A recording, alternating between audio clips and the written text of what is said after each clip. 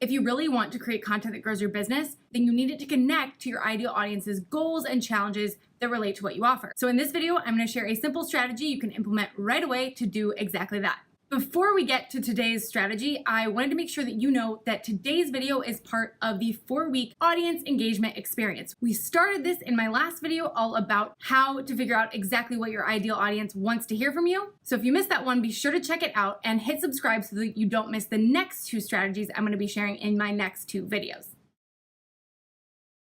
That said, let's get into part 2 of the audience engagement experience. Now, as I said before, if you want to share content that truly grows your business, then you've got to understand your ideal audience's goals and challenges related to what you offer. Hopefully, you watched last week's video and completed the challenge at the end, so you already have a bit of information about what your ideal audience is actually thinking about what you offer. Now, this week, we're going to summarize that into simple statements that relate to their goals and challenges so that you can cross-check and sort of measure the messages that you're sharing online against those statements as a nice test for whether or not it's going to resonate with your audience. So just like in my last video, I've got a couple prompts for you this week. And these prompts I've taken directly from my brand impact consulting experience, which is how I work with my clients who want help crafting a cohesive and compelling brand message. Prompt number 1 will help you speak directly to your ideal audience's goals in relation to what you offer. Grab a pen and a piece of paper and complete it with me. I want more of blank and less blank.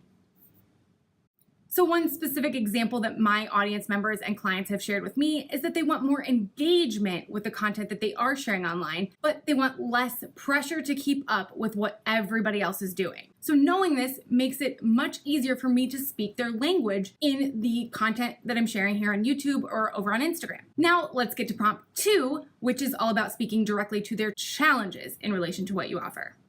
I'm currently struggling with blank and wish that blank.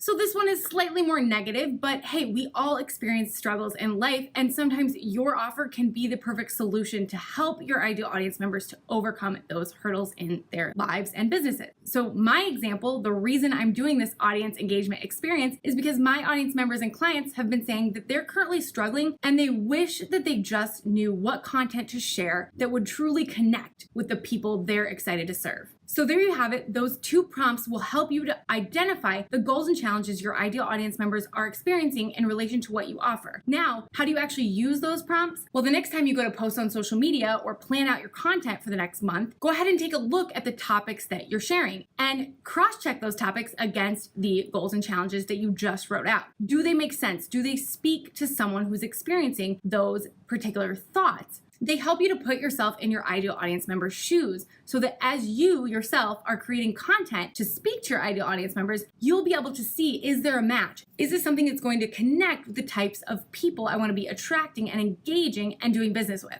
And I do have 2 little bonus tips that'll probably only apply if you've completed the challenge from last week's video. So if you haven't watched that, be sure to do it. And then you can dive into these 2 bonus tips. Bonus tip number 1 is from those answers that people gave you after you asked that prompting question, put those in a word cloud and see if any common denominators show up. Are there any words that people are continually using? If so, that's a great indicator that those specific words relate to the goals and challenges your ideal audience is experiencing. Also, dive a little bit deeper than those surface level answers you might have gotten from people. Continually ask why. You can go back to them and ask why they want to know the answers to the questions or why they are experiencing those challenges. Ask why so you can get a little bit deeper, and that will help you to identify those goals and challenges that go beyond that surface level stuff that probably most people in your industry are already speaking to. And identifying those deeper goals and challenges is really what's going to help you take your content to the next level. Now that you've got those prompts to speak to your ideal audience's specific goals and challenges related to what you offer, be sure to participate in this week's challenge by completing those prompts for your own business in the comments below.